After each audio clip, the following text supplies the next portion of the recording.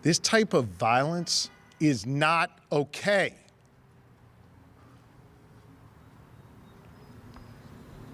This kind of violence is becoming far too common in our society. That is Pennsylvania Governor Josh Shapiro making public comments after police say a man threw homemade bombs into the governor's mansion on Sunday and admitted to planning to beat the governor with a hammer. Thanks for joining us for Fox 43 News First at 4. I'm Evan Forrester. Pennsylvania State Police have released new information surrounding the suspect accused of starting a fire at the governor's mansion on Sunday morning. Fox 43's Tyler Poglis joins us now live from the scene with the latest details and updated information on the suspect.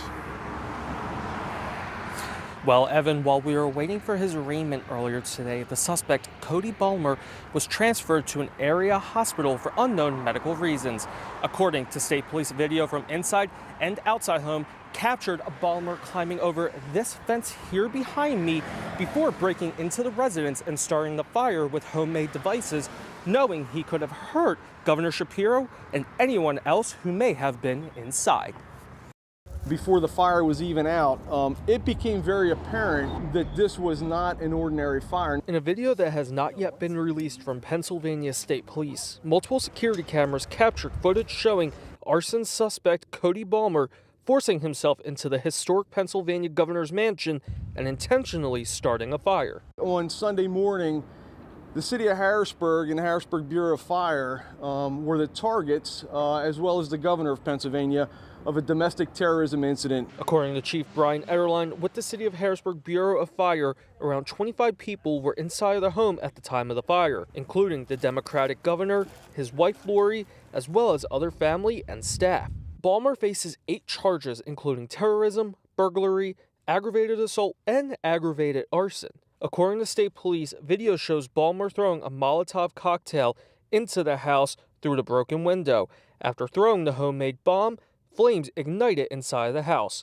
Chief Ederline confirms that 2 cocktails were used on the property. Police say Balmer admitted to filling beer bottles from his house with gasoline from his lawnmower and walking more than an hour to the governor's mansion. 2 of those bottles were set off inside of the home, but Ederline suggests there could have been more damage. When we look at the fire grew fairly quickly because it was accelerated by those Molotov cocktails that were used in the firebombing.